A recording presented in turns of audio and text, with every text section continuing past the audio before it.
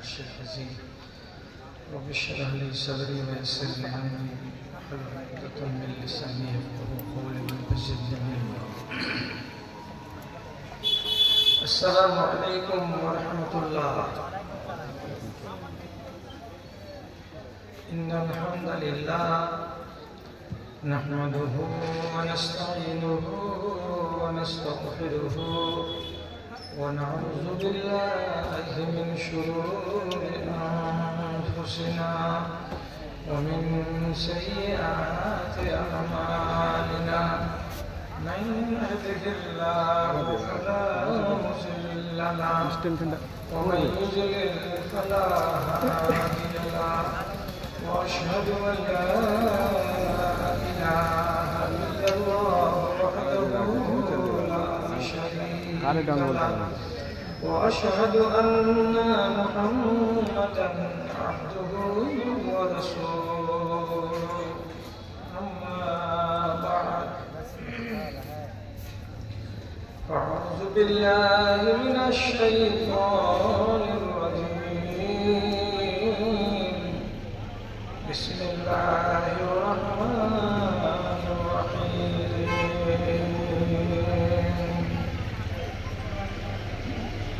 ربنا هب لنا من أزواجنا وذريتنا قرة أعين واجعلنا للمتقين إماما.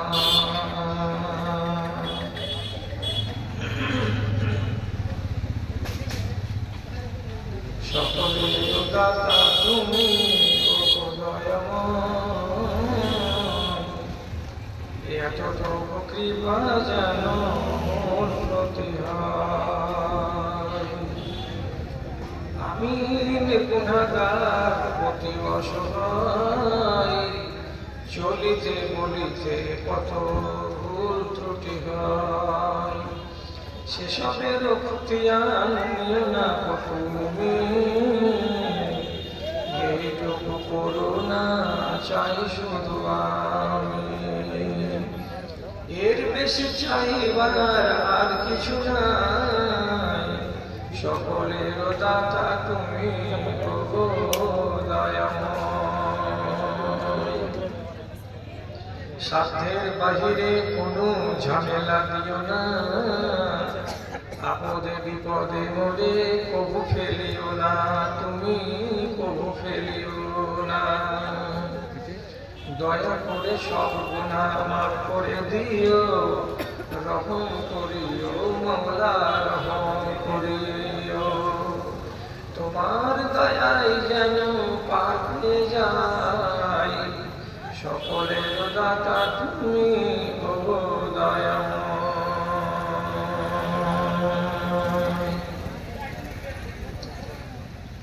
শ্রদ্ধেয় সভাপতি সাহেব,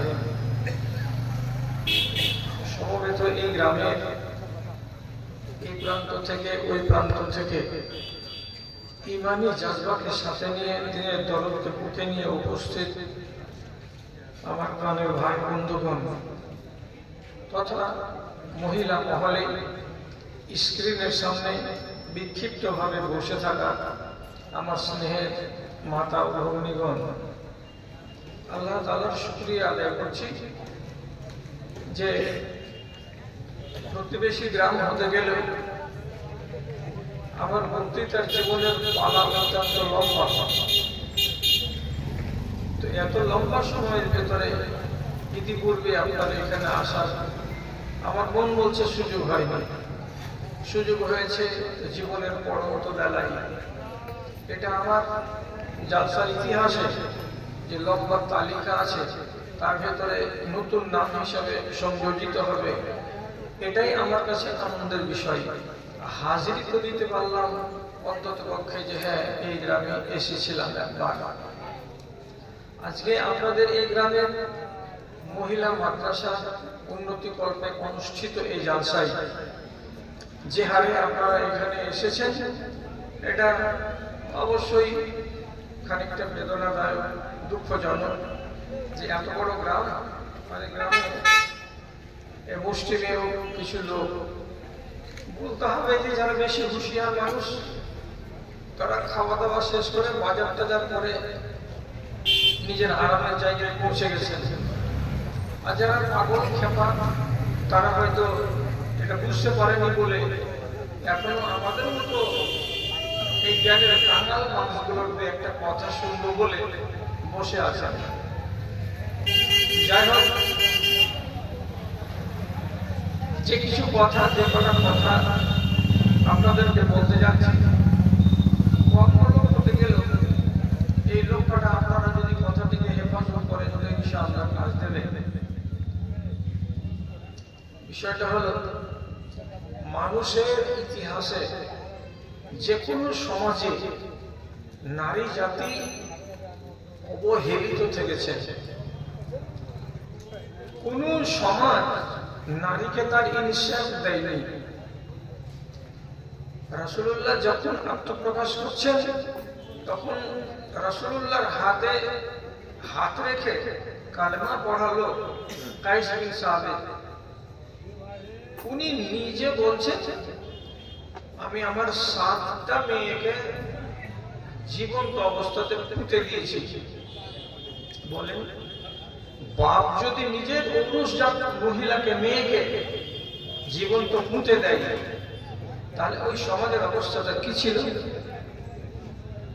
মিশরের সমাজে মিশরের লোক নিজের নীল নদের ঘাটে, যাদের বাড়ির সামনে যেটা ঘাট আছে, নিজের ঘাটে একটা করে সুন্দরী মেয়ে ছেলেকে তাদের এলাকা, তাদের গ্রামেগঞ্জ থেকে এনে তারা বলি দিত, হাত বেঁধে দিত, পা বেঁধে দিত, কাপড়গুলোকে সব খুলে নিত, আর নেওয়ার পরে উলঙ্গ করে একটা মেয়ে ছেলেকে নদীতে ফেলে দিত, ডুবে মরত। আকীদাটা কি? যদি বছরে একবার করে নীল নদীকে এইভাবে বলি না দেওয়া যায় তাহলে পানি আসবে না, পানি না আসতে গেলে সেচের ব্যবস্থা মার খাবে। অতএব নীল নদকে রাজি করার জন্য প্রাণের বলি দেয়া, এটাও কি সভ্যতা? খ্রিস্টান জগৎ মেয়ে ছেলেদের সম্পর্কে তাদের এত জঘন্য ধারণা আছে যে তারা বলে যে তোমরা শয়তান দেখবা। যদি কেউ বলে শয়তান দেখবো, আর একজন বলবে শয়তান দেখবা, হ্যাঁ, কোন একটা নারীকে হাতার দিকে আঙুল তুলে দেখিয়ে দিয়ে বলবে এই যে দেখো শয়তান। এই রূপে শয়তান থাকে, আর এই রূপে যারা আছে তারই হচ্ছে শয়তান। অথচ এই শয়তানের পেট থেকে এই ভালো মানুষ আবার জন্মগ্রহণ করছে। তাহলে আকীদাটা কত জঘন্য! আপনি খবর রাখেন কি রাখেন না? আল্লাহ পাকের নবীর আগমনের অনতি পরে মিশরের মাটিতে, এটা হলো পুরাতন তাহজিবের দেশ, পুরাতন তামাদ্দুনের দেশ, সেখানে এক ইংরেজ মহিলা ছিল খ্রিস্টান, তার নাম হলো হাইপেশিয়া। নিজেদের মহিলা সমাজকে শিক্ষা দিচ্ছিল, এ কথাটা পাদ্রীদের বরদাস্ত হলো না। তখন ওরা করলো কি, পলিসি করে হাইপেশিয়ার মতো শিক্ষিত একটা মেয়ে ছেলেকে দিনের বেলায় উলঙ্গ করে সম্পূর্ণ গা থেকে তার কাপড়কে কেড়ে নিয়ে নাঙ্গা করে তাকে হাত বেঁধে রোডের উপরে ছেঁচড়াতে হিচড়াতে এই রোড থেকে ওই রোড, ওই স্টেট থেকে এই স্টেট, এদিক থেকে ওদিক, এই মহল্লা থেকে ওই মহল্লা ঘুরিয়ে নিয়ে বেড়িয়ে সারাটা এলাকার লোককে জ্ঞান দিয়েছে।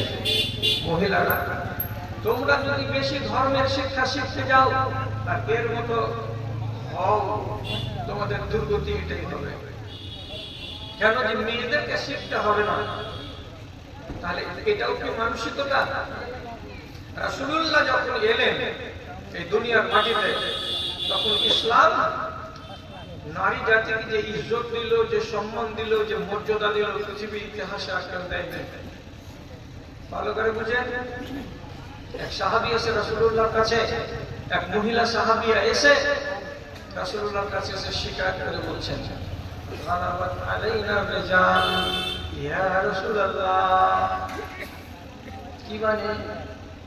হে আল্লাহ পাকের রাসূল, ছেলেরা আপনার সংস্পর্শের থেকে বেশি কথা শিখতে পারলো, জ্ঞান এদের বেড়ে গেল, এরা শিক্ষায় শিক্ষিত হলো, কিন্তু আমরা মেয়ে ছেলে আপনার পাশে বসার সুযোগ পাই না, যার কারণে আমাদের জ্ঞান সীমিত হয়ে থেকে গেল, আমরা শিক্ষিত হতে পারলাম না। কথাটা তো ঠিক। রাসূলের কাছে অভিযোগ, ওরা জ্ঞানী হলো আর আমরা জ্ঞানী হতে পারলাম না, আপনার কাছে বসতেও পাই না আর আপনার কাছে আমরা শিখতেও পাই না।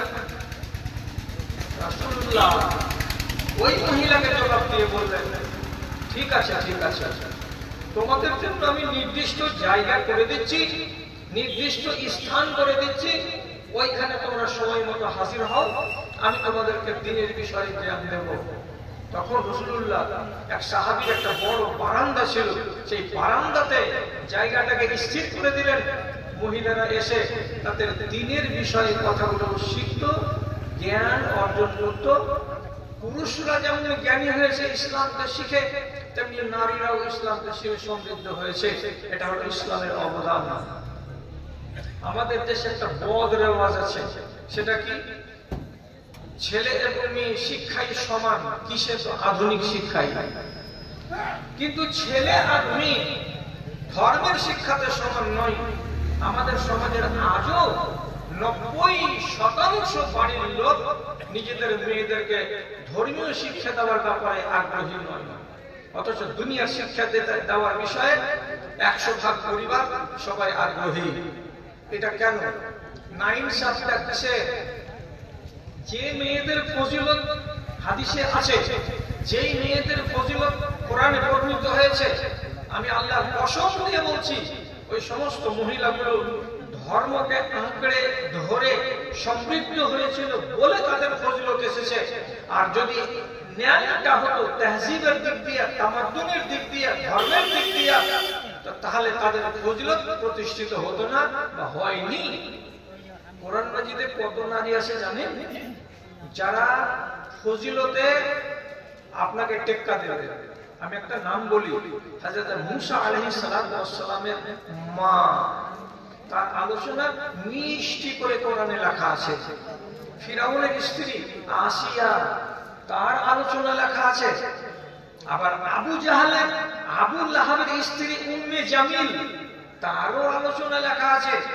কিন্তু আপনি কি জানেন যে আবু লাহাবের স্ত্রী উম্মে জামিলের আলোচনাটা যে জঘন্যভাবে এসেছে, তো তাতে কি তার মান মর্যাদা উঁচু হয়েছে? হয়নি। আর যেভাবে আসিয়ার আলোচনা এসেছে কোরআন মাজিদে, সে ছিল দ্বীনী মেয়ে, ধর্মকে আঁকড়ে রেখেছিল বলেই তার ফজিলত প্রতিষ্ঠিত হয়েছে। আপনারা এই কথাটা মনে রাখবেন, ভুলিয়েন না। মুক্তার কথা বলছি, ফজিলতের কথা বর্ণনা করতে গিয়ে রাসূলুল্লাহ নিজের চোখে জান্নাত দেখেছেন। ইনি বেটা ছেলে, ইনি পুরুষ লোক। আপনি তো বলতে পারবেন যে কোন মহিলা কি আল্লাহ রাব্বুল আলামিনের জান্নাত দেখে ভাগ্যবতী হতে পেরেছে? তাহলে ভালো করে বুঝেন, যখন ফেরাউনকে আল্লাহ বলে স্বীকার করলো না তার স্ত্রী আসিয়া, তখন তাকে রাজপ্রাসাদ থেকে টেনে বের করে মাঠে নিয়ে গিয়ে জল্লাদরা তার বুকের উপরে পাথর, একটা দুইটা তিনটা চারটা এই করে করে একের পর এক পাথর চাপা দিয়ে তাকে বাধ্য করলো এই কথাটা বলতে, এখনো সময় আছে, বলো ফেরাউন আমার আল্লাহ, নাউযুবিল্লাহ, তাহলে তোমাকে ছেড়ে দেবো। তো যখন দেখলো একটা নারী, আল্লাহ এত বড় আযাব কি করে সহ্য করতে পারি? এখন মানুষ কথায় বলে যে ঠেলার নাম বাবাজি, সহ্য করতে পারবো না আযাব, তখন হয়তো বলে বসবো কি ফেরাউন আমার স্বামী হলো এবং ফেরাউন আমার আল্লাহ হলো। তো যদি এই কথাটা বলে দিই তাহলে তো আমার সব চলে গেল রসাতলে। তখন কাতর কণ্ঠে আল্লাহ তাআলাকে বলেছিলেন, রব্বি বিনিলি ইনদাকা বাইতান ফিল জান্নাতি ওয়া নাজ্জিনি মিন ফিরআউনা ওয়া আমালিহি ওয়া নাজ্জিনি মিনাল কওমিজ জালিমিন।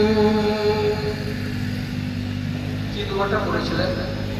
পরবর্তীকার আমাকে ফেরাউনের এবং তার বাহিনীর সন্ত্রাস থেকে বাঁচিয়ে নাও, এবং তুমি তোমার কাছে আমার জন্য আমার মধ্যে একটা খাকসার মহিলা জমিনে পড়ে আছে, বুকের উপরে 4-5টা পাথর চাপানো আছে। আমি আর যে জানিয়ে বলছি, তোমার কাছে একখানা আমার জন্য ঘর বানিয়ে দাও। ঘর মানে কি? জান্নাতের ঘর। একটা আরজি জানালো কে? একটা মেয়ে ছেলে। মুফাসসিরিনে কিরাম লিখছে, আল্লাহর ফেরেশতা তাকে তাসাল্লি দিয়েছে, আসিয়া সবুর করো, জান বের হতে আর বেশি সময় লাগবে না। এই 5টা মিনিট 7টা মিনিট যদি তুমি নিজেকে একটুখানি নিয়ন্ত্রণ করে নিতে পারো, তুমি যে দোয়া করেছো যে আল্লাহ আমার জন্য একখানা জান্নাতের ঘর বানাও, তোমার ঘর বানিয়ে দেওয়া হয়েছে। এবং তাফসীরে তাবারি উনি লিখছেন, আল্লাহ তাআলা হুকুম করলেন ফেরেশতারা আমার এই বান্দির কাছে তার চোখের সামনে যে জান্নাতখানা আমি তাকে দেব, ওকে নিয়ে এসে তুলে ধরো তার চোখের সামনে, দেখে যেন তার প্রাণ জুড়িয়ে যায় এবং তার মনোবল বেড়ে যায়। কি ভাবলেন? রাসূলুল্লাহ যদি পুরুষ লোক হয়ে জান্নাত দেখে থাকেন, তবে তিনি নবী। আসিয়া নবী নন এবং একটা মহিলা, অথচ ফজিলতের বিচারে একটা পুরুষ লোকের সমতুল্য। তিনি একটা মহিলা হয়ে আল্লাহর জান্নাতকে দেখার সৌভাগ্য অর্জন করতে পেরেছে।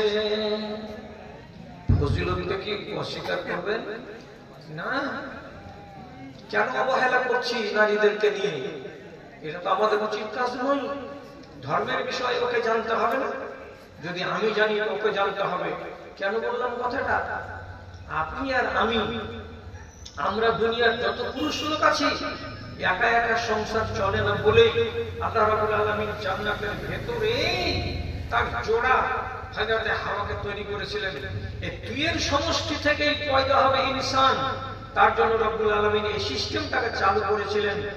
এবার আপনি বলুন, আদম যেই সম্মান মর্যাদার লোক, ওই সম্মানের ওই মর্যাদার যদি তার স্ত্রী না হয়, তাহলে এই যে সংসার নামের গাড়িটা ঠিকভাবে চলবে? দুটো চাকা, একটা স্বামী আর একটা স্ত্রী, দুই চাকা যদি সমান মাপের না হয়, তাহলে সংসার নামের চাকাটা সমান্তরাল ভাবে সামনের দিকে এগিয়ে যাবে না। একটা চাকা যদি কি হয় পালসারের হয়, আর একটা যদি চাকা স্প্লেন্ডারের দেওয়া হয় একটা গাড়িতে, গাড়িটা কি ব্যালেন্স ঠিক রাখবে? মানে আপনি চালিয়ে সুখ পাবেন। আপনি যেমন পড়াশোনা, স্ত্রীকে দেন পড়াশোনা, আপনার ভেতরে যেমন দিন আছে, আপনার বিবির ভেতরে তেমনি দিন থাকবে। আপনার ভেতরে যেমন আখলাক আছে, তেমনি বিবির ভেতরে আখলাক থাকবে। তাহলে এই সমান্তরাল এই যে গাড়িটা সুখে কিনারাতে গিয়ে লাগবে। তো আপনি শুধু লেখাপড়া শিখছেন, আমাদের দেশে হাজার হাজার নিজামিয়া মাদ্রাসাতে আলেম পয়দা হবে, কিন্তু ওর তুলনায় আগামী দিনের যে একটা আদর্শ মা লাগবে, মাদ্রাসাওয়ালা যদি আদর্শ বাবা তৈরি করে, তাহলে আদর্শ বাবার জন্য আগামী দিনের আদর্শ মা লাগবে না? তো কোথায় পাওয়া যাবে? সে তুলনায় মহিলা মাদ্রাসা নেই, মহিলাদেরকে আমরা শিক্ষিতা করে তুলি না। আর আপনি রাগ করবেন তো পরে ফোন ধরে একটা গালি আমাকে দিয়ে দিবেন, আমি বরদাস্ত করে নিব। আগের সিস্টেম কি ছিল? আমার জানা, আমার দেখা, এটা আপনারা অস্বীকার করতে পারবেন না। মেয়েদেরকে যারা তালিম দেয়নি, শিক্ষা দেয়নি, তারাও মা অন্তত এমনি করে মুখে এবার এভাবে ঠুল্লি মেরে বলেছে নিজের বেটিকে যে কমসে কম 2-3টা সূরা মুখস্থ কর, কমসে কম কোরআনের 1 রকম মুখস্থ কর। তোকে যেদিন দেখতে আসবে সেদিন যে জিজ্ঞেস করবে লোকগুলো, তুই যদি একটা সূরা বলতে না পারিস, তুই যদি তাশাহুদে বসে কি দুরূদটা কি পড়তে না পারিস, তো তাহলে তোর বিয়ে হবে না।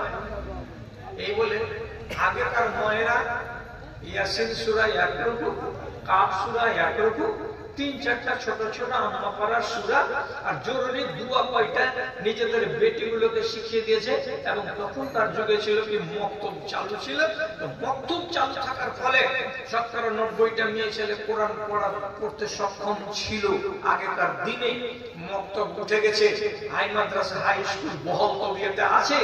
হাই মাদ্রাসাতে আরবিকের সাবজেক্টে অ্যাডিশনাল তোমার মন হয়তো পড়ো না, মন হয়তো না পড়ো, যার কারণে মুসলমানের বাড়িতে গাদা গাদা ডজনের ডজন মেয়ে ছেলে ভালো নম্বরে পাস করছে, ইংরেজি পড়তে পারবে, বাংলা পড়তে পারবে, কিন্তু ওই মেয়েকে যদি আপনি বলেন কোরআনের একটা লাইন করে দেখাতো, এমনি করে বড় বড় চোখ করে দেখবে, বলবে হা হা লাদি, এসব আঁকা মাকা কথা তো আমরা পড়তে পারি না।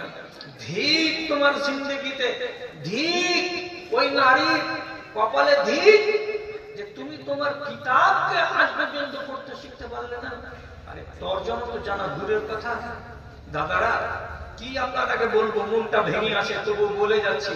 একটা প্রেসার কুকার যদি কিনেন তো বাড়ি এনে খুলে দেখবেন ভেতরে 4-5 পাতার একটা আছে, কমপ্লিট আছে, ওটাকে বলে ক্যাটলগ।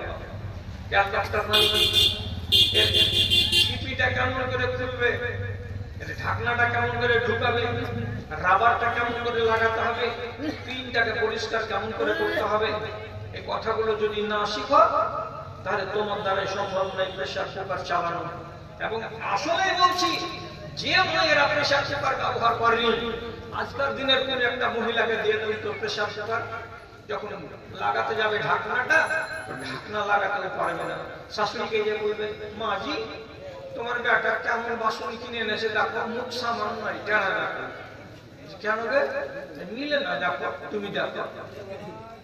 প্রেসার কুকারকে মিলাতে হয়, কি দেখে বুঝবে? ক্যাটালগ দেখে বুঝবে। ক্যাটালগ যদি না বুঝো প্রেসার কুকার বুঝবে না। তাহলে আমি 65 বছরের জীবনটা এই দুনিয়াতে বাঁচবো, কিভাবে বাঁচবো, তার জন্য এটা হলো ক্যাটালগ। খাবে কি তা লেখা আছে, খাবে না কি তা লেখা আছে, পড়বে কি তা লেখা আছে, পড়বে না কি তা লেখা আছে, পড়বে কি তা লেখা আছে, পড়বে না কি তা লেখা আছে। এটাকে যদি আমি নিজের আয়ত্ত করতে পারি তাহলে আমি হলাম ইমানদার, আমি হলাম মুসলমান পাকা। আর ক্যাটালগ যদি জীবনে পড়ার মতো মুরুদ আমার না হয় তাহলে কেমন গরু আর ছাগল খায় আর বাঁচে, এবং কসাইখানাতে যাই জবে হয়ে যায়, মানুষটাকে খেয়ে শেষ করে দেয়, এটাই হলো তার জীবন। তেমনি আপনার জীবন খেয়ে দিয়ে পেশাব পায়খানা করে আয়ুটাকে শেষ করে দিলেন, কবরে চলে গেলেন, আপনাদের আর একটা 4 পায়ের জানোয়ারে কোনো তফাৎ নাই। কেন এখান থেকে দূরে রাখলাম মায়েদেরকে, মহিলাদেরকে? এই গরজটা আছে কেন বুঝলাম 3 বছর আগে শুক্রবার এলো, আমরা একটু ভুল করেছি, আমাদেরকে অনেক আগে ভাবা দরকার ছিল। আমার গ্রামে কতটি মেয়ে ছেলে লজ্জাবতী তৈরি হতো, কতটি মেয়ে ছেলে আলেমা তৈরি হতো, কতটি মেয়ে ছেলে পর্দা নাসিম তৈরি হতো। আর এই মেয়েগুলো আগামী দিনের মা, এরা যদি আদর্শ মা হয় তাহলে বড় নসল হবে আদর্শ। এই কথাটা কি আপনি অস্বীকার করেন? মেয়েদের ফজিলতকে খাটো করবেন না। আমি আপনাকে খুব জোর দিয়ে বলছি, জোর দিয়ে বলছি, ভালো করে শুনেন।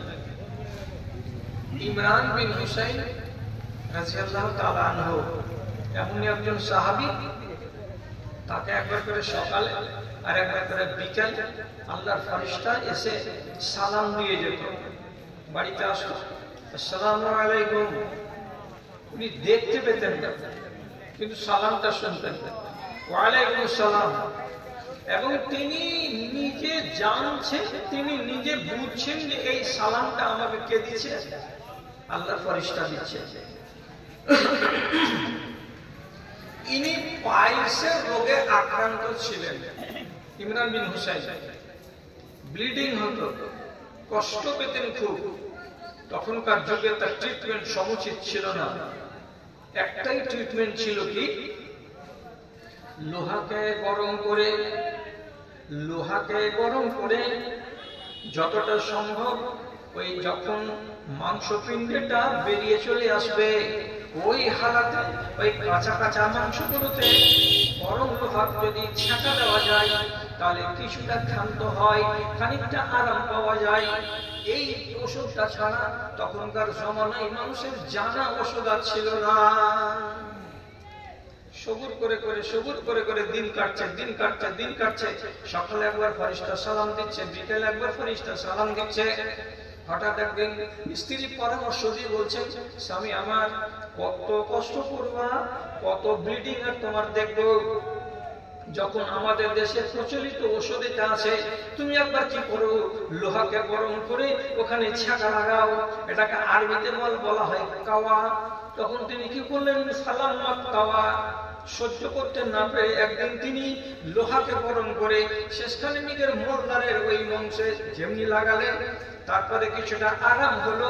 আর যেমনি লোহা ব্যবহার করে নিলেন, আল্লাহর ভরসা ছিল এতদিন, আজ থেকে যখন ওষুধ ব্যবহার করে নিলেন, তারপর দিন সকাল বেলায় আল্লাহর ফেরেশতারা আর এলেন না, বিকাল বেলায় আবার অপেক্ষা করছেন, আল্লাহর ফেরেশতারা সালাম দিতে এলেন না।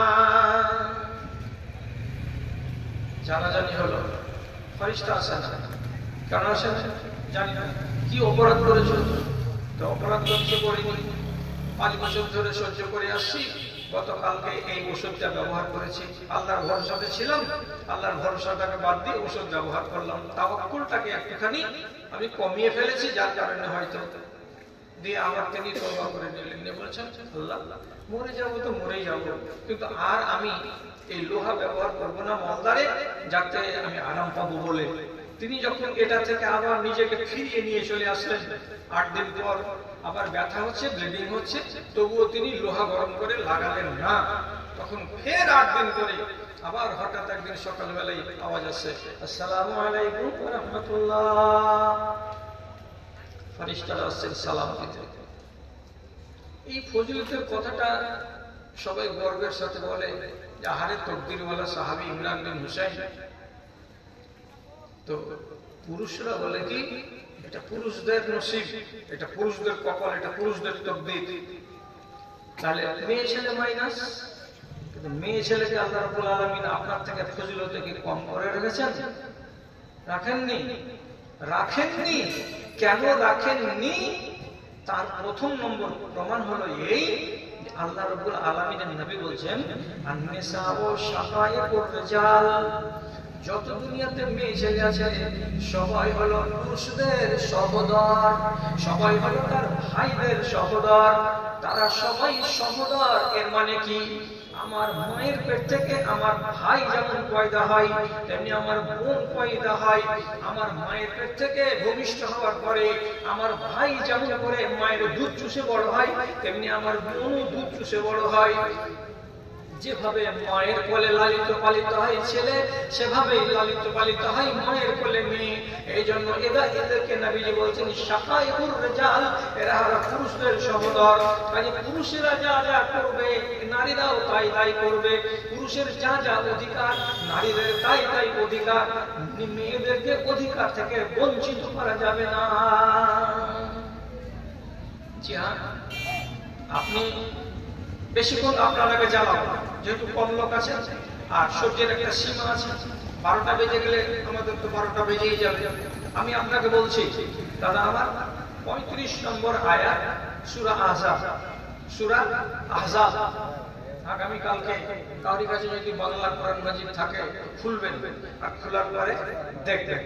সবারই কাছে থাকে না, মানে 25-30 হাজার টাকার অ্যান্ড্রয়েড মোবাইল কিনতে ব্যথা লাগে না, কিন্তু 300 টাকা দিয়ে একটা বাংলা কোরআন মাজিদ রাখতে মানুষের খুব কষ্ট। যদি থাকে তো দেখবেন ওইখানে ওই আয়াতটাতে লেখা আছে 10টা গুণের কথা। 10টা গুণ, কি 10টা গুণ লেখা আছে? আল্লাহ তাআলা বলছেন ইন্নাল মুসলিমিনা ওয়াল মুসলিমাত ওয়াল মুমিনিনা ওয়াল মুমিনাত ওয়াল কানিতিনা ওয়াল কানিতাত ওয়াস সাবিরিনা ওয়াস সাবিরাত ওয়াল মুতাসাদ্দিকিনা ওয়াল মুতাসাদ্দিকাত। ছেড়ে দিলাম। কি আল্লাহ তাআলা বলছেন মুসলমান পুরুষ লোক এবং মুসলমান মেয়ে ছেলে, মুমিন পুরুষ লোক এবং মুমিন মেয়ে ছেলে, ধৈর্য ধারণকারী বেটা ছেলে এবং ধৈর্য ধারণকারিনী মেয়ে ছেলে, সাদকা দানকারী পুরুষ লোক এবং সাদকা দানকারিনী মেয়ে ছেলে, আল্লাহকে স্মরণকারী পুরুষ লোক এবং আল্লাহকে স্মরণকারী মেয়ে ছেলে, আল্লাহর ভয়ে নিজেকে কুঞ্চিত করে দেওয়া পুরুষ লোক এবং আল্লাহর ভয়ে নিজেকে জড় করে দেওয়া একটা মেয়ে ছেলে, আল্লাহর জন্য নিজের আবরুকে সুরক্ষিত করা বেটা ছেলে এবং আল্লাহর জন্য নিজের আবরুকে সুরক্ষিত করা একটা মেয়ে ছেলে। এইরকম করে রব্বুল আলামিন 10টা গুণকে বেটা ছেলে বেটি ছেলে, নর এবং নারী সমান সমান সমান সমান করে ভাগ করে দিলেন। তুমি যেমন সবুরকারী হও তেমনি মেয়ে ছেলেও সবুরকারী হয়, তুমি যেমন মুমিন হও মেয়ে ছেলেও মুমিনা হয়, তুমি যেমন মুসলমান হও তেমনি মেয়ে ছেলেও মুসলমান হয়, তুমি যেমন রোজাদার হও তেমনি মেয়ে ছেলেও রোজাদার হয়, তুমি যেমন আল্লাহকে স্মরণ করো মেয়ে ছেলে তেমনি আল্লাহকে স্মরণ করে, তুমি যেমন যাকাত দিতে পারো তেমনি মেয়ে ছেলেও যাকাত দিতে পারে, তুমি যেমন নিজের হেফাজত করো আবরু ইজ্জতে তেমনি মেয়ে ছেলেও হেফাজত করে আবরু ইজ্জতে। 10টা চরিত্রে সমান সমান সমান দিয়ে আল্লাহ তাআলা বলছেন আদালাহুল্লাহ, আল্লাহ রাব্বুল আলামিন এই সমস্ত লোকেদের জন্য জান্নাত তৈরি করে রেখেছেন। তাহলে আমাদের কাম্য, আমাদের গন্তব্য কি? সবারই একটাই, মরার পরে আল্লাহ যেন জান্নাত দেয়। 10টা গুণে গুণান্বিত ছেলে যদি জান্নাত পেল, আপনি আপত্তি করেন? 10টা গুণে গুণান্বিত মেয়ে ছেলে আর কিছু পাবে? জান্নাত কেন দেওয়া হলো না? ভাই আমার, ওর জন্য যেমন জান্নাত, আপনার জন্য তেমন জান্নাত। ও যেমন বৈশিষ্ট্যে গুণগত বিচারে আপনার সমান, তেমনি আপনি ওর সমান। আল্লাহ তাআলা বলছেন তোমাদেরকে আমি সব দিক দিয়ে সবাইকে সমান করেছি, কেউ বড় নয় কেউ ছোট নয়। এখন আপনারা মনে মনে বলবেন, হাজি দুনিয়ার মাওলানার মুখ থেকে ওয়াজ শুনলাম, পুরুষেরা হলো মালিক, পুরুষেরা হলো হাকিম, পুরুষেরা হলো মেয়ে ছেলেদের উপরে পৃষ্ঠপোষক, মুখ তমুক, তো তুই বলছিস সব সমান। আরে বাবা, আমি কি অস্বীকার করছি? দুজন সমান অধিকারের দিক দিয়ে হতে গেলেও একটা মালিক লাগবে। আল্লাহ তাআলা মালিক বানিয়েছেন আপনাকে, তো কেন? কোরআনে লেখা আছে বিমা আনফাকতুম আলাইহিন্না, যেহেতু তুমি টাকা খরচ করো ওই মেয়েটার পিছনে, এই জন্য আল্লাহ তাআলা তোমাকে মালিক বানাবে আর মেয়ে ছেলেটাকে তোমার অধীনস্থ বানাবে। তার মানে এটা নয় যে ওই মেয়ে ছেলেটির ইজ্জত একবারে চলে গেল রসাতলে আর তুমি চলে গেলে শৃঙ্গে পাহাড়ে, এমন কথাটা নয়। তোমাদের আমাদের আপনাদের সবার নারীদের সঙ্গে লেনা দেনা, উঠা বসা, খাওয়া দাওয়া, আচার ব্যবহার সমস্ত কিছু এক, সমস্ত কিছু সমান। জি, ফজিলতে তাকে আপনি কম করবেন না কোন সময়। ওরা ফজিলতে পিছিয়ে নেই। আপনাকে উদাহরণ দিতে গিয়ে শুধু বলি, ভালো কাজে যদি তাদের ভালো নাম আছে, তো মন্দ কাজেও তো তাদের ব্যাপারে আল্লাহ তাআলা তফাৎ করেননি। শুনবেন, শুধু মনে রাখবেন, এটাকে বেশি লম্বা চড়া করে ঘাটবেন না। এক সাহাবী, তার নাম মাইস বিন মালিক, বেচারি বিবাহিত মানুষ, ব্যভিচার করে নিয়েছিলেন। ব্যভিচার হয়ে গেল, শয়তানি ওয়াসওয়াসায় রাসূলুল্লাহ বললেন রজম করে দাও। ওকে ময়দানে নিয়ে গিয়ে রজম করে দেওয়া হলো।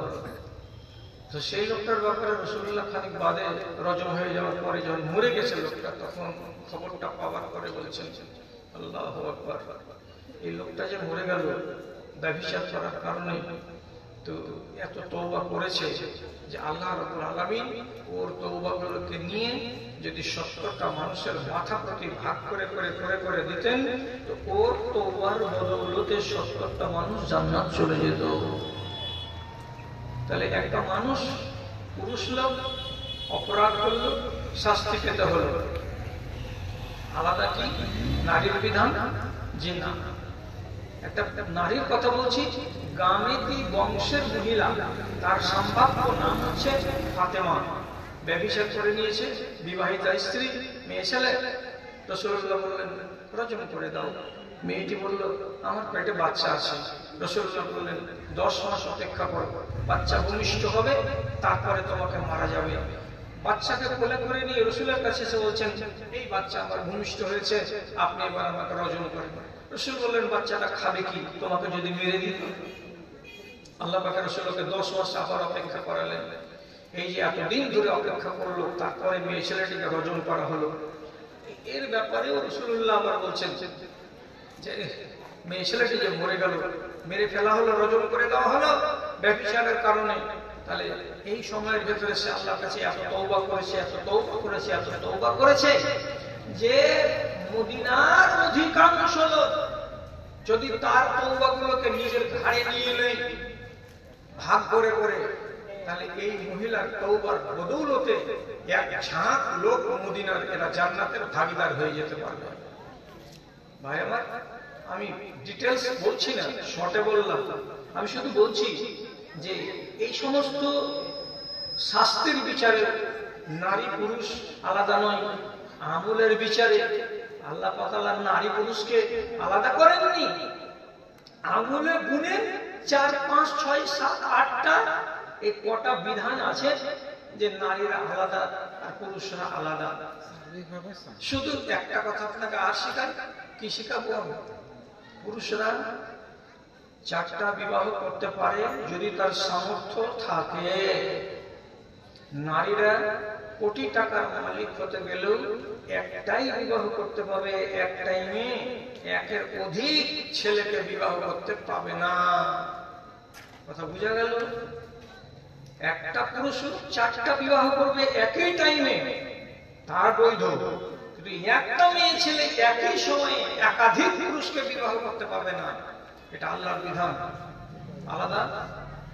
আর একটু আলাদা দেখেন, সামান্য, খুব বেশি বেশি আলাদা আলাদা নয়, সামান্য সামান্য আলাদা। একটা ছেলে সাবালক হলো, এবার নিজের মাকে বলেনি, বাপকে বলেনি, বংশকে বলেনি, বুটিয়াকে বলেনি, কাউকে বলেনি, দিল্লি খাটতে গিয়ে কোন একটা মেয়ে ছেলেকে হালাল উপায়ে বিবাহ করে স্ত্রী বানিয়ে নিয়ে বাড়ি চলে এলো। বাপ যদি বলে আমি জানতে পারিনি, এই বউকে আমি বাড়িতে উঠতে দিব না, এটা বলার অধিকার বাপের নেই। কেন? মোহরের মালিক হচ্ছে ছেলে, এবং বেটা ছেলেটা হচ্ছে বাহিরের জগৎ সম্পর্কে সচেতন, এদের আকল হচ্ছে বেশি নারীদের তুলনায়।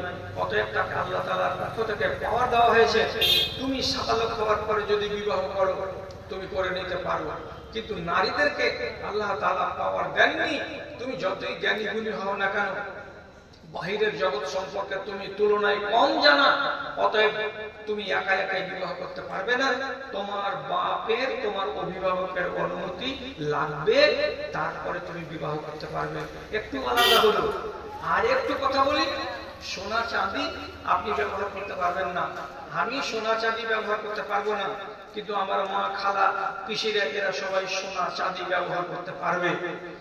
আমি আতর ব্যবহার করতে পারবো, কিন্তু আমার মা খালারা আতর সেন্ট ব্যবহার করে বাইরে যেতে পারবে না। যদি ব্যবহার করে তাহলে ঘরের ভেতরেই থাকতে হবে, তার আঙনাতেই থাকতে হবে, আঙনার বাইরে আসতে পারবে না। এই তো কয়টা তফাৎ আছে, বাকি তো সব সমান। এবার আপনি বুঝুন, আপনি যদি নিজের সংসারে সুখ চান, তো যে বিদ্যা বুদ্ধিকে নিজের বুকের ভেতরে নিয়ে একটা আদর্শ মানুষ হয়েছেন, এরকম আদর্শ একটা নারী আপনাকে আনতে হবে। তো নারীটাকে আদর্শ আপনি হয়ে যাবে না, তাকে আদর্শবান বানাতে হবে। আমাকে এ কথাটা ভাবে বানাতে হবে। আল্লাহ ওদেরকে ফজিলতে কম করেনি। জিবরিল আমিন এসে আছেন আল্লাহ রাসূলের কাছে, আর এমন সময় মা খাদিজা, আমাদের মা রাসূলুল্লাহর স্ত্রী খাদিজা 2 পা 4 পা করে আগাতে আগাতে রাসূলের দিকে চলে আসছেন। উনি তো দেখতে পান না জিবরিলকে, কিন্তু জিবরিল দেখতে পাচ্ছেন হযরত খাদিজাকে। তো রাসূলুল্লাহকে হযরত জিবরিল বলছেন, ইন্ডিকেট করে এমনি করে দেখিয়ে বলছেন, হাযিহি যাওজাতুকা আতাতকা ফাকরা আলাইহিস সালাম মিন্নি ওয়া মিনাল্লাহ। হে রাসূল, এই দেখেন খাদিজা আপনার বিবি হাতে কিছু নিয়ে খানা পানি একটা দুবা করে এগিয়ে চলে আসছে আপনার দিকে, আপনার কাছে আসবে। যখনই আপনার কাছে এসে বসে যাবে, আপনি ওকে আল্লাহ রাব্বুল আলামিনের পক্ষ থেকে সালাম জানিয়ে দেন, এবং আমি জিবরিল সালাম দিচ্ছি, আমার সালামটাও আপনার বিবি খাদিজাকে জানিয়ে দেন। আরশের মালিক আল্লাহ তাআলা আসমান থেকে খাদিজার নামে সালাম পাঠিয়েছে। কি হলো? ইজ্জতে কম আছে? ইজ্জতে কম নাই? লম্বা আর তো করবো না, শুধু শর্টের উপরে দুই একটা কথা বলছি। রাসূলুল্লাহ বলেছেন, যার কাছে তিনটা জিনিস আছে লোকটা ধনী। যেই লোকের কাছে তিনখানা জিনিস আছে এই লোকটাকে জীবনে কেউ যেন কাঙ্গাল না বলে। কি কি তিনটা জিনিস?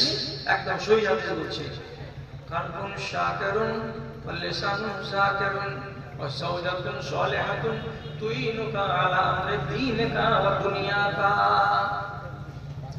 আপনাকে একটা মুখ দিয়েছে আল্লাহ তাআলা, এই মুখখানা দিয়ে আপনার মাঝের সাজে দিনের বেলায় রাতের বেলায় যখন তখন একটা করে জিকির বের হয়। জিকির জিকির কাকে বলে? লা ইলাহা ইল্লাল্লাহ একটা জিকির, সুবহানাল্লাহ একটা জিকির, আলহামদুলিল্লাহ একটা জিকির, আল্লাহু আকবার একটা জিকির। যেই পারপাসে হোক না কেন আপনার মুখ থেকে মাঝে মাঝে মাঝে মাঝে এই কথাগুলো বেরোয়। কেমন? আমি দেখাচ্ছি। খুব ঠান্ডা লাগছে আপনাকে, তা আপনি আপনার ভাই বলছেন, ওরে সুবহানাল্লাহ কি ঠান্ডা রে। আর ভাই বলছেন, আল্লাহু আকবার কি রোদ করছে। তা আপনি সংবাদ দিতে গিয়ে তার আগে কি বলছেন? আল্লাহু আকবার, সুবহানাল্লাহ, আর নয় আলহামদুলিল্লাহ। এই সমস্ত কথাগুলো আপনি বলছেন। তো রাসূলুল্লাহ কি বলছেন? যে মুখখানা ভিজে থাকে আল্লাহর জিকিরে দিনের বেলায় রাতের বেলায় মাঝে সাঝে একবার দুইবার তিনবার করে হয় লা ইলাহা ইল্লাল্লাহ কিংবা আলহামদুলিল্লাহ কিংবা এই ধরনের কথাগুলো একবার করে উচ্চারণ করে, এই একটা মানুষ। দুই নম্বর, কালবুন শাকির, একটা মানুষ সবসময় শুকরগুজার, মানে আল্লাহর কৃতজ্ঞতা জ্ঞাপনকারী। দুঃখে সুখে, অভাবে সচ্ছলতায়, সব সময় ওর মুখ থেকে আপনি পাবেন না কোনো সময় যে সে অকৃতজ্ঞতার ভাষা ব্যবহার করছে। যেমন রোগে আক্রান্ত হয়ে আছে, আপনি ওকে জিজ্ঞেস করতে গেলেন, ইনামুল ভাই কেমন আছেন? তো অথচ আক্রান্ত ব্যক্তি সে আবার বলছে, যে হালাত আল্লাহ তাআলা রেখেছেন খুব ভালো রেখেছেন, আলহামদুলিল্লাহ ভালো আছি। কথাটা কেমন হলো? অ্যাকচুয়ালি লোকটা ব্যথাগ্রস্ত, কিন্তু তারপরে কি বলছে? আলহামদুলিল্লাহ আমি ভালো আছি। একটা লোকের ধান ডুবে গেছে 14 বিঘা, মাত্র 14 বিঘা ভূমি থেকে কুড়িয়ে বুড়িয়ে কত রকম করে 60-70 মণ ধান পেয়েছে, বাড়ি এসেছে। কোন লোক জিজ্ঞেস করছে, কেমন কেমন ফসল পানি? একগুলো লোক আছে কি শুধু কান্নাকাটি, মরে গেলাম, হঠাৎ হয়ে গেলাম, একদম শেষ হয়ে গেছি, বরবাদ হয়ে গেছে, কিছু আছে। এগুলো হলো কম করে বেশি বেশি কথা বলা। আর এগুলো লোক কি বলছে? ওই যে 70 মণ পেয়েছি, আলহামদুলিল্লাহ, যেটি আল্লাহ তাআলা দিয়েছেন অতি খুশি, ইনশাআল্লাহ অতি আমার সিজন চলে যাবে, অসুবিধা হবে না। তাহলে আপনার মুখ থেকে কি বেরিয়ে এলো? কমের উপরেও সন্তুষ্টি, আলহামদুলিল্লাহ। আল্লাহ তাআলা ওয়াদা করছেন, যে ব্যক্তি শুকর করবে তাকে আমি বাড়িয়ে দেব, আর যে ব্যক্তি শুধু কাই কাই কাই কাই করবে যা দিয়েছিলাম তা আমি ছিনিয়ে নেব। তাহলে দুটা গুণের কথা বললাম। আপনার মুখটাতে জিকির বেরোয়, এক আপনার অন্তরটা হলো শুকরগুজার, কৃতজ্ঞতা জ্ঞাপনকারী। 2 নম্বর গুণ, 3 নম্বর গুণ আপনাকে আল্লাহ তাআলা নবী কি বলছেন? ওয়াজাওজাতুন সালিহাতুন তুইনু আলা আমরি দীনিকা ওয়া দুনিয়াকা। বাড়িতে যদি ওই লোকটার একটা এমন মেয়ে ছেলে থাকে যে মেয়ে ছেলেটি হলো সালেহা, যে মেয়ে ছেলেটি হলো নেক, যে মেয়ে ছেলেটি হলো ইবাদত গুজার, এমন একটা মেয়ে তার সে যদি স্ত্রী হিসাবে পেয়ে থাকে, তাহলে ওই লোকটার কাছে 3টা গুণ পাওয়া গেল। তার জবানটা জিকিরে ব্যস্ত থাকে, তার অন্তরটা শুকরগুজারি করে, এবং তার বাড়িতে একটা সুন্দর সালেহা এমন মেয়ে ছেলে আছে, যেই মেয়েটি তাকে ধর্মের বিষয়ে জ্ঞান দেয় এবং দুনিয়ার বিষয়ে তাকে জ্ঞান দেয়, ধর্মের বিষয়ে তাকে পথ দেখায় এবং দুনিয়ার বিষয়েও তাকে পথ দেখায়। 3টা জিনিস যার কাছে আছে, রাসূলুল্লাহ বললেন লোকটা ধনী, গরিব লোক নয়। কেন নয়? আমাকে আমার স্ত্রী ধর্মের ব্যাপারে জ্ঞান দিতে পারে, আমাকে আমার স্ত্রী দুনিয়ার ব্যাপারে জ্ঞান দিতে পারে। লম্বা করে লাভ কি, 12টা যেমনি বাজবে আর 5টা মিনিট আছে, আপনাকেও বলবো আপনার 12টা বেজে গেছে, আপনি স্টেজ খালি করে দেন। এই যে এই কয়েকটা মিনিটের ভেতরে আপনাকে বলছি শুধু একটা কথা, স্ত্রী যদি সলেহা হয়, শিক্ষিতা হয়, তাহলে আপনাকে দিনের বিষয়ে সাহায্য করতে পারবে, আর ধর্মের বিষয় বাদ দিয়ে আপনার দুনিয়ার বিষয়ে সাহায্য করতে পারবে। কি দিয়ে বুঝাবো? 17 করে 5 মিনিটে একটা কথা বলে দেওয়ার পরে শেষ করে দেবো আলোচনা। কি বলছি? হযরত আবু বকর সিদ্দিক মিম্বরে দাঁড়ালেন, দাঁড়ানোর পরে খুতবা দিয়ে বললেন, যেগুলো ছিল সরকারি রাখাল তাদেরকে বললেন, রাখালেরা ময়দানে দূরে যাকাতের যেগুলো উট আছে, সাদকার যেগুলো উট আছে, কালকে মদিনা শহরের কাছে নিয়ে চলে এসো। কেন? আগামীকালকে গরিবদের ভেতরে এটাকে বিলি বন্টন করে দেওয়া হবে, বিলি বন্টন করে দেওয়া হবে গরিবদের মধ্যে। এই খুতবাতে তিনি যখন বললেন, খুতবার কথাটা সবাই শুনলো, যারা যারা গরিব মানুষ ছিল তারা খুব আনন্দিত হলো যে আগামীকালকে বন্টন হবে, তাহলে কিছু একটা হবে। বাড়ি গেল, যাওয়ার পরে রাতটা কাটলো, ভোরের বেলায় নিজের বিবিকে বলছে, আদরের মা আমি একটা মসজিদের দিকে যাব, মসজিদের নববীর দিকে। আরে তুমি অত দূর কি জন্য যাবা? কালকে তো এলা সন্ধ্যাবেলায়, এই তো কালকে তো জুমা পড়ে আসলা। বলছে না, একটা ভালো খবর আছে। কি খবর? তো এই খবর, চলে যাচ্ছে হাঁটতে হাঁটতে। তখন ওর স্ত্রী ওকে, শোনো এদিকে এসো, আগে কাছে ডাকার পরে বাড়ির ভেতর থেকে একটা 3.5 হাত লম্বা লাঠি এনে নিজের স্বামীর হাতে ধরিয়ে দিল। স্বামী লাঠিখানাকে এরকম করে ধরলো, আর ধরার পরে তখন স্ত্রীর চেহারার দিকে, চোখের দিকে তাকাচ্ছে, আর মনে মনে জিজ্ঞাসা করছে, লাঠি কেন দিচ্ছ? লাঠি কেন দিচ্ছ? আমি তো লাঠি ব্যবহার করি না। স্ত্রীরা বলছে, খোঁজ হাজাল খেতামা লাআল্লাহু ইয়ারযুকুনা লিয়াউমা ইয়াবিলা। ও স্বামী আমার, তুমি পাগল মানুষ, খেপা মানুষ, তোমার বিদ্যা বুদ্ধিটা কম লাগছে। শুনো, আজকে তুমি মদিনা যাবে, ওখানে আবু বকর সিদ্দিকের পক্ষ থেকে তুমি একটা গরিব মানুষ, যদি একটা উট পাওয়া যায় কিংবা 2টা উট পাওয়া যায়, তাহলে উটটাকে হাঁকাতে গেলে তুমি কি তোমার হাত দিয়ে হাঁকাবে? তুমি কি তোমার গামছা দিয়ে হাঁকাবে? উটকে হাঁকাবার জন্য ধোকা হিসাবেও হাতে একখানা লাঠি রাখতে হয়। যখন উটটা বেয়াদবি করবে তখন ওই লাঠিখানা দিয়ে তাকে চমকাতে হবে, ধমকাতে হবে। এই জন্য এই লাঠিখানা তোমার হাতে তুলে দিলাম। লোকটা মুচকে হাসছে, বলছে, কাজের কথা রে, কাজের কথা আমি তো খেয়ালই করিনি। এবার আপনি বলেন, একটা মেয়ে ছেলে নিজের স্বামীকে সহযোগিতা করছে, বিষয়টা ধর্মের না বিষয়টা দুনিয়া? এটা দুনিয়ার বিষয়, দুনিয়ার বিষয় এটা। তো দুনিয়ার বিষয়ে জ্ঞান দিতে পারে কে? যদি আপনি এরকম কপালে পেয়ে থাকেন শিক্ষিতা মেয়ে ছেলে এবং দিনদার মেয়ে ছেলে, তাহলে। আর যদি ধর্মের বিষয় হয় তবু আপনাকে জ্ঞান দিতে পারবে। ধর্মের বিষয়ে জ্ঞান দিতে অভাবী নয় মহিলারা। ওরাকে যদি আল্লাহ রাব্বুল আলামিন ওই তৌফিক দেয় যে আমি জ্ঞানী, তো আমার স্বামীকে আমি জ্ঞান দেব। আল্লাহ পাকের রাসূল হুদায়বিয়ার দিন মাঠে আবু সুফিয়ান এসেছে ঈমান কবুল করতে। রাসূলুল্লাহ খিমার ভিতরে আছেন, আর বিবি আছেন সাথে, বিবির নাম উম্মে সালমা। পিয়ন এসে বলছে, আল্লাহ রাসূল বের হন তো। কেন? আবু সুফিয়ান এসেছে ঈমান কবুল করবে তার জন্য। তো আবু সুফিয়ান 21 বছর ঈমান আনেনি রাসূলুল্লাহকে পাওয়ার পরে। কত বছর? 21 বছর ঈমান আনেনি, আর অনেক জ্বালা করেছিল। তো রাসূলের মনে খেদ হলো, রাগের জ্বালাতে বলছেন কি, লা হাজাত আলী ইলা ইসলামিহি, আমার ওর ইসলামের দরকার নাই। আবু সুফিয়ানকে এখান থেকে চলে যেতে বলো। আবু সুফিয়ানের আমার দরকার নাই, ও যেন মুসলমান না হয়। আরে একদিকে শ্বশুর হলো, আর একদিকে চাচাতো ভাই হলো, আর তাকে রাসূলুল্লাহ এরকম করে যখন হেটহুট করে তাড়িয়ে দিলেন, 10 মাস যায়নি আবু সুফিয়ান স্ত্রীর পাশে বসেছিলেন উম্মে সালমা। উনি তখন রাসূলুল্লাহর কাছে একটা মুখামুখি বসে তারপরে বলছেন, আপনাকে আল্লাহ তাআলা রাহমাতুল লিল আলামিন করে পাঠিয়েছেন, সারা জগতের জন্য দয়া। আর আপনি যে দয়ার নবী, আর আবু সুফিয়ান হলো ঈমান আনতে, আর আপনি তাকে যে আপনি এমনি করে হেড করে তাড়িয়ে দিলেন, এটা কি আপনার মর্যাদার সাথে খাপ খাচ্ছে?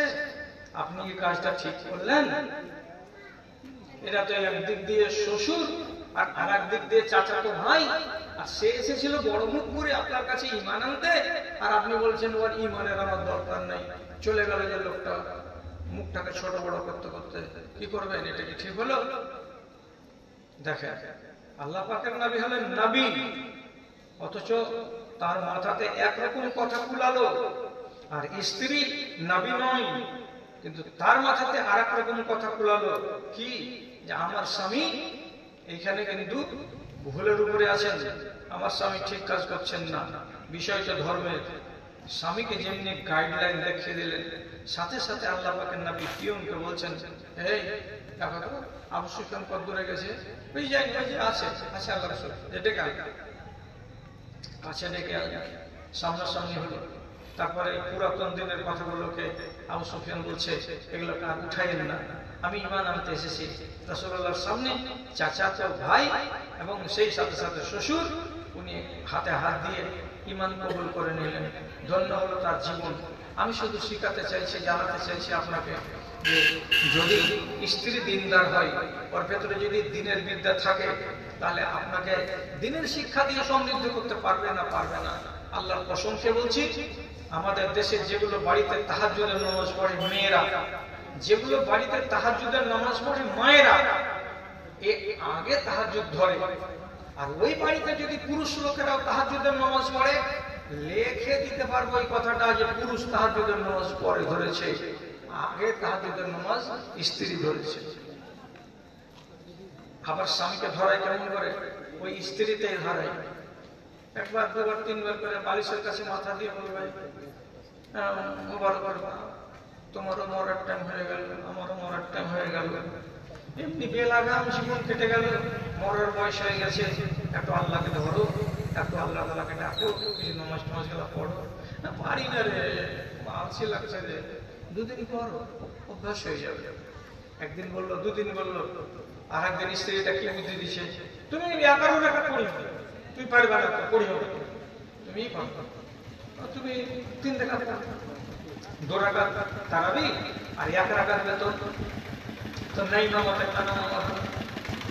একদিন 3 রাকাত পড়লো, আর একদিন ওই লোকটাই বলবে 5 রাকাত পড়ে, আর একদিন ওই লোকটাই বলবে তাহাজ্জুদ যেখানে 8 3 11, তো যখন ওযুও করতে হচ্ছে, উঠতেও হচ্ছে, এই টাইমে মুসাল্লা বিছাতে হচ্ছে, তো 3 এখানে থামবো, 5 এখানে থামবো, 11 এখানে থামবো না। স্ত্রীর গাইডলাইনে কত দুনিয়ার পুরুষ লোক নামাজি হয়ে গেছে, তাহাজ্জুদগুজার হয়ে গেছে। স্ত্রীর পরামর্শে কত মদখোর লোক মদ ছেড়ে দিয়েছে, স্ত্রীর পরামর্শে কত চোর চুরি করা ছেড়ে দিয়েছে। কেন? যদি আল্লাহ তাআলা আপনার ভাগ্যে, আপনার তকদিরে এমন একটা স্ত্রী দিয়ে দেয় দিনদার, তাহলে পরে আপনি ওর কাছে দুনিয়ারও লাভ পাবেন, ওর কাছে দিনেরও লাভ পাবেন। তো এই লাভটা আগে হাসিল করতে হবে আমার কোথা থেকে? আমার আপনার মেয়েগুলোকে মহিলা মাদ্রাসাতে দিয়ে তাকে শিক্ষিত করে তুলে তারপরে অন্যের হাতে তুলে দিতে হবে। তাহলে হবে আদর্শ মা আর বাবার সংসারে আদর্শ পরিবার। আর যেগুলো যেগুলো মানা আছে অতটি বলতে পাইনি, অতটি বলতে পেলাম না শর্ট সময়ের জন্য, এখন ছেড়েও দিলাম, 12টা বেজে গেছে। খোলাসা কথা হলো এই, কোরআন আর হাদিসকে ঘেঁটে ঘুঁটে সবকে মন্থন করে পাওয়া গেছে যে মেয়ে ছেলেদের জন্য 50টা কাজ করা নিষেধ।